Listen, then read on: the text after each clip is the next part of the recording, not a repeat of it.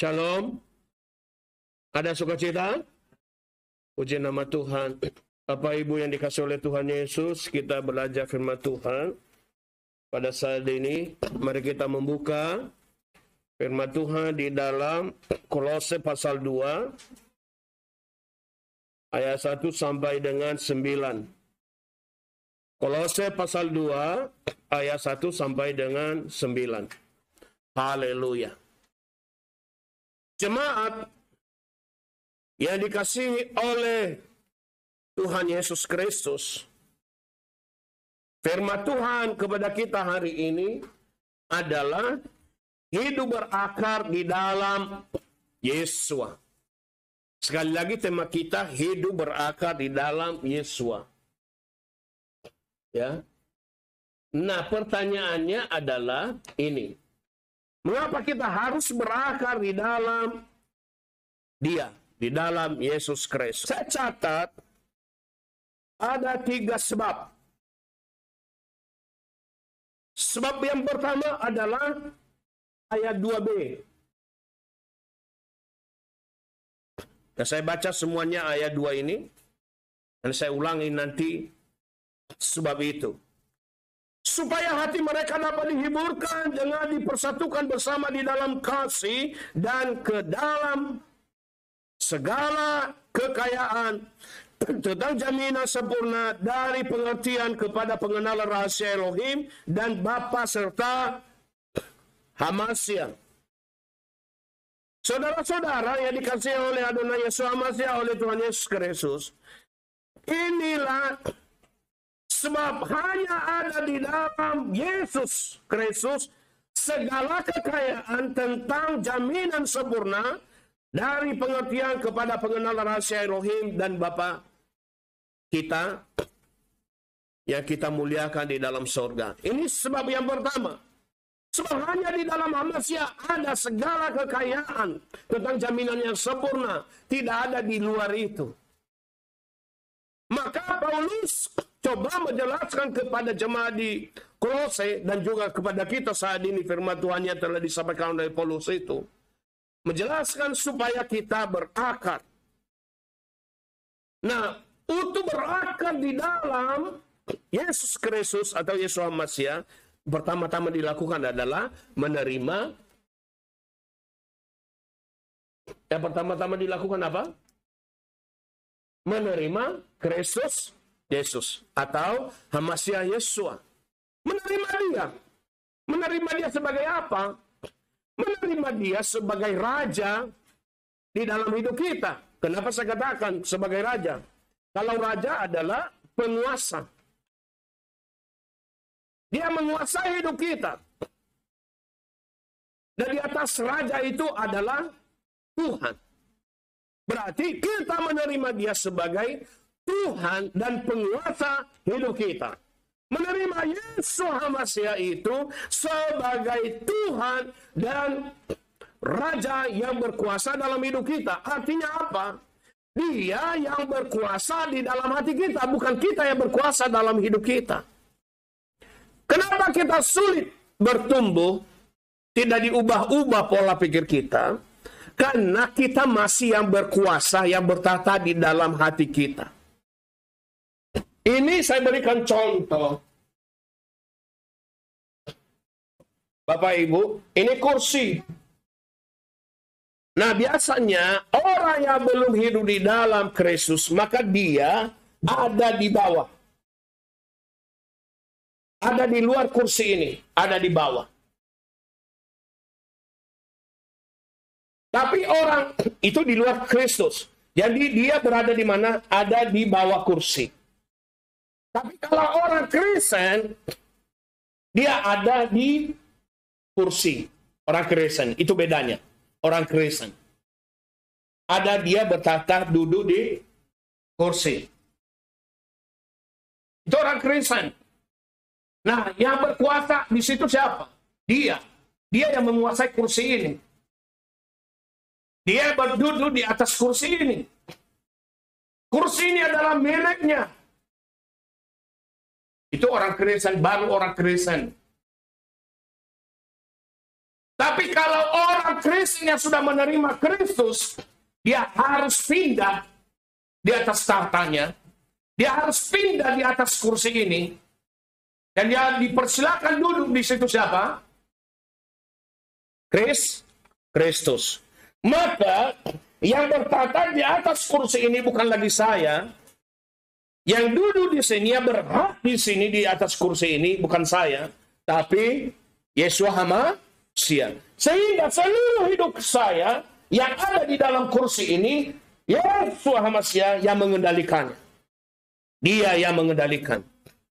Dia yang bertata. Nah, kursi ini adalah, anggap ini, kursi ini adalah hati saya. Ini hati. Tadinya, sebelum saya hidup di dalam Kristus, yang bertata, yang berkuasa atas kursi ini, yang mengendalikan kursi ini, yang mengendalikan adalah saya. Yang mengendalikan anggap ini hati. Yang mengendalikan hati ini adalah saya. Tapi setelah menerima Yeshua HaMashiach, setelah Yeshua HaMashiach bertata di dalam hidup saya, maka yang mengendalikan hidup saya, yang mengendalikan pikiran, pola pikir saya adalah Yeshua HaMashiach. Amin. Dapat dimengerti itu ya, contohnya. Jadi bukan lagi akunya.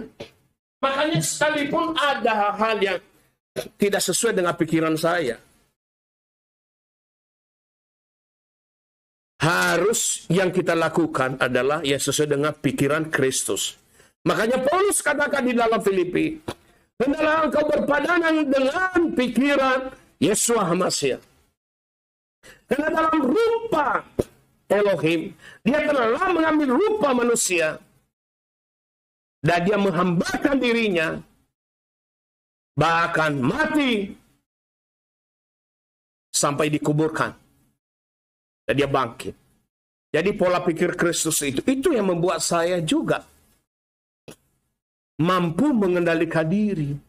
Kalau Kristus nggak ada dalam hatiku mah, aduh, ini ada seorang yang ganas. Aku adalah seorang yang jahat. Dia bilang, oleh sebab itu sebagaimana kamu telah menerima Kristus Yesus, Tuhan, hiduplah di dalam dia. Ada amin. Karena segala kekayaan tentang jaminan sempurna dari pengertian kepada pengenalan rahasia Elohim itu ada di dalam dia.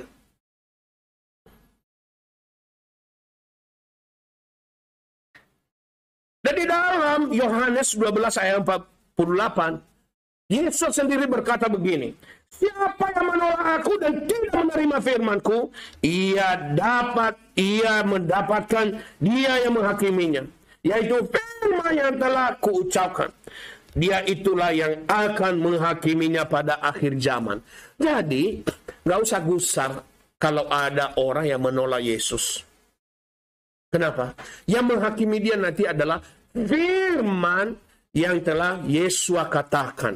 Jadi menerima Yesus itu bukan sekedar, oh Yesus Tuhan dan Juru Selamat itu luar biasa. Enggak, bukan cuma itu. Terima dia, lakukan semua perbuatan-perbuatan yang dilakukannya. Itu tandanya terima. Sama gini loh. Ini contoh, ini saya buka jas. Nah, sekarang Tommy kasih ke saya hadiah jas. Kasih Tommy. Betul? Terima kasih hadiahnya. Dengan tulus ikhlas ya, memberikan hadiah jas ke saya. Iya kan? Betul ya? Terima kasih. Jangan tunggu. Tapi begitu saya terima, saya letak.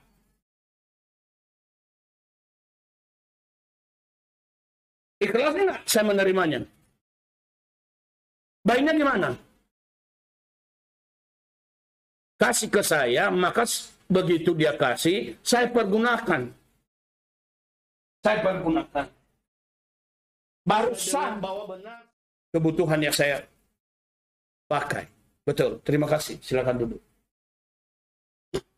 Itu namanya menghargai dia. Lalu saya kenakan terus semua ini jadi pelindung saya. Saya pakai untuk melayani dia. Saya pakai untuk berkhotbah. Coba bayangkan, kan ini bukan zamannya Abraham. Saya khotbah di tengah jemaah, saya buka baju, nggak pakai baju. Ini kan bukan zaman dulu. Lalu kemudian juga ruangan ini bukan kolam renang. Jadi kenakanlah semua sifat-sifat Kristus itu dalam hidup kita. Sama seperti saya pakai baju ini tadi. Udah saya kenakan, dia menutupi seluruh. Dapat dicelaah itu ya. Ditelaah maksudnya. Yang berikut. Memberi buah. Jadi itu tadi memberi buah. Ini contohnya juga memberi buah. Nampak. Aku telah disalibkan bersama Kristus. Siapa itu? Paulus. Aku hidup. Tetapi bukan lagi aku, melainkan Kristus hidup di dalam aku. Dan apa yang sekarang aku hidup di dalam daging, aku hidup oleh iman Putra Elohim yang telah mengasihi aku dan yang telah menyerahkan dirinya demi aku. Masa dia udah menyerahkan hidupnya kepada kita, kita nggak mau menyerahkan hidup kita? Terimalah itu. Yang ketiga, dalam mengucap syukur senantiasa. Mengucap syukur itu bukan di bibir, bukan di mulut. Tapi mengucap syukur ketika, ini salah satu contoh. Ini maaf, ini bukan meminta-minta, tapi menganjurkan dan menghimbau.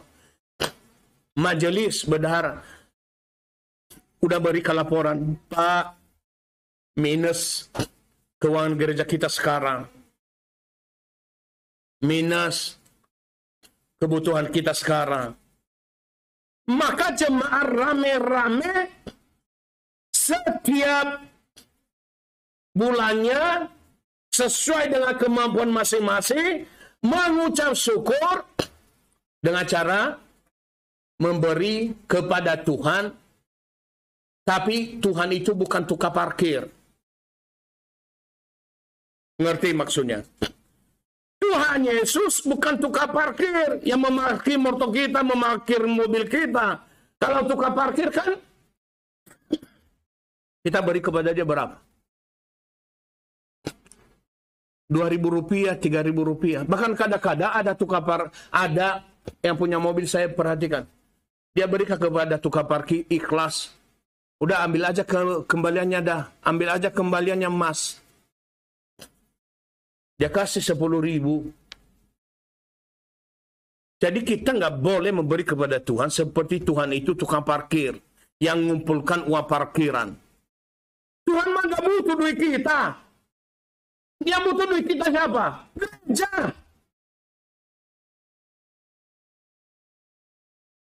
Saya juga nggak butuh duit jemaat. Yang butuh duit gereja. Amin. Lalu karena gereja yang butuh duit, maka Tuhan lihat, oh itu gerejaku.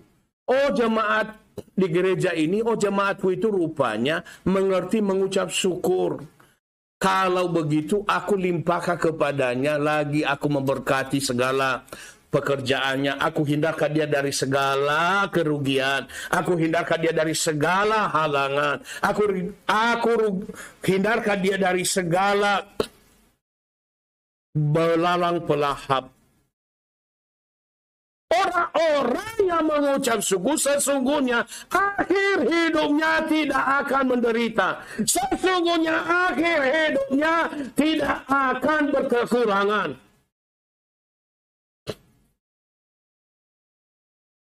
Ada waktunya nanti kita nggak bisa bekerja. Ada waktunya kita nggak bisa berdaya.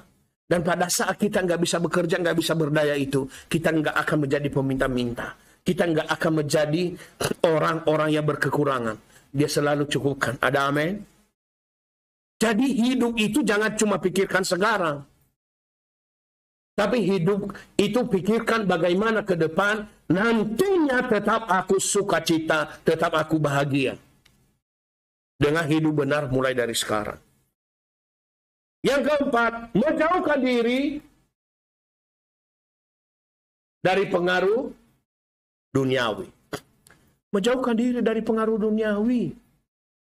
Kelima, memperkuat diri dengan tradisi kekristenan. Nah ini, tradisi, salah satu tradisi kekristenan itu, ini. Memperkuat diri dengan tradisi kekristenan. Tradisi kekristenan apa? Doa tiap hari, baca kitab suci, kalau mau tumbuh, kalau mau tumbuh. Doa tiap hari, baca kitab suci, kalau mau tumbuh. Apa maknanya di situ? Doa tiap hari, baca kitab suci. Tadi pagi-pagi ada yang mau jadi pendeta katanya. Anak Philip mau jadi pendeta katanya. Kalau semua anak-anaknya mau jadi pendeta, itu luar biasa. Haleluya, puji Tuhan. Saya bicara sama teman, intermezzo saja ini. Saya bilang, gimana sih saudara ini? Semua orang yang bertetangga dengan saudara Anda jadikan pendeta. Dijadikannya pendeta semua. Begitu bertetangga, begitu tidak bersaudara, dijadikan pendeta. Saya bilang luar biasa hikmat ini. Dia ketawa, dia bilang, kok Pak Apollo tahu? Ya saya tahu lah. Supaya tidak terjadi perbedaan di antara mereka, dijadikan pendeta ini menjadi cabang dia. Dia dijadikan pendeta jadi cabang dia. Harus sekitar 5 orang itu, orang-orang yang seperti itu, dijadikan pendeta langsung dihabiskan. Ada yang dipendetakan di gereja lain, ada yang dimasukkan jadi anggota cabangnya. Saya bilang luar biasa cara hikmat seperti ini ya. Tapi saya pikir kalau itu dilakukan di dalam gereja kita, semua saya jadikan pendeta, berarti dia jadi pendeta sendiri-sendiri lagi untuk dirinya sendiri-sendiri. Karena habis semua jemaat sudah nggak ada lagi. Gimana? Kalau memang panggilan nggak apa-apa. Ya dia bilang gini ya, daripada kita berhantam, lebih baik dia dijadikan. Karena dia mau seperti itu, kita jadikan aja dia. Sebab yang kedua, sebab hanya dalam Hamasya ada apa? Segala perbendaharaan, hikmat dan pengetahuan yang tersembunyi berada. Hikmat, hanya di dalam dia ada hikmat. Oleh karena ada di dalam dia hikmat, maka Paulus katakan sesuatu hal yang penting, supaya tidak seorang pun memperdaya kamu dengan kata-kata yang menawan. Banyak kata-kata yang menawan di dunia ini. Jangan, hati-hati. Kemudian supaya melihat dengan sukacita tertib hidup kita. Karena di dalam Yesus masih ada segala hikmat, maka kita harus tertib hidup ini. Harus tertib hidup ini. Tertib di dalam doa, tertib di dalam baca kitab suci, tertib hubungan dengan Tuhan. Sebab hanya dalam Hamasya ada. Yang ketiga, sebab di dalam dialah berdiam seluruh kepenuhan keilahian secara lahiriah. Hanya di dalam dia. Oleh karena apa? Yesus kepala dari setiap penguasa dan otoritas. Ayat 10-19. Dalam Yesus ada penanggalan tubuh dosa secara lahiriah oleh sunat Kristus. Hanya dalam Yesus dikuburkan bersama dia dalam baptisan. Dalam Yesus kita telah dibangkitkan oleh iman. Yesus menghapus dari diri kita catatan hutang dosa, hutang pelanggaran. Dan memakukannya di atas kayu salib. Yesus melucuti penguasa-penguasa dan otoritas-otoritas siapa? Kegelapan. Dan Yesus adalah wujud dari apa? Apa yang kita makan, apa yang kita minum, segala penghormatan kita, hari raya atau mengenai bulan baru atau hari-hari Sabat, itu nggak usah diperdebatkan. Yang penting di dalam Yesus kita hidup. Mau hari raya, mau hari raya, ada yang berdebat-debat. Ada yang debat masalah COVID. Beginilah, begonolah, begini. Saya bilang justru ada teman saya dan saya sendiri dengan adanya COVID ini, saya semakin beriman kepada Tuhan Yesus. Diam semua perdebatan itu di dalam grup. Oh iyalah kalau begitulah. Ya benar juga itu. Apa yang disampaikan oleh pastor tadi, ya benar juga itu. Karena soal makanan, minuman, penghormatan akan hari raya, atau semua bulan baru, atau hari-hari Sabat, semuanya itu hanya bayangan saja dari wujud nyata yang akan datang di dalam diri Yeshua HaMashiach. Jadi ada 3 hal hari ini yang perlu kita pelajari di dalam diri Yeshua HaMashiach. Sebab hanya dalam HaMashiach ada segala kekayaan tentang jaminan sempurna dari pengertian kepada pengenalan akan rahasia Elohim. Yang kedua, sebab hanya dalam HaMashiach ada segala perbendaharaan hikmat dan pengetahuan yang tersembunyi itu berada. Yang ketiga, sebab hanya dalam HaMashiach ada, di dalam dia berdiam seluruh kepenuhan keilahian itu. Dia adalah manusia ilahi, dia adalah Tuhan sejati. Ada amin? Yeshua HaMashiach memberkati kita semua.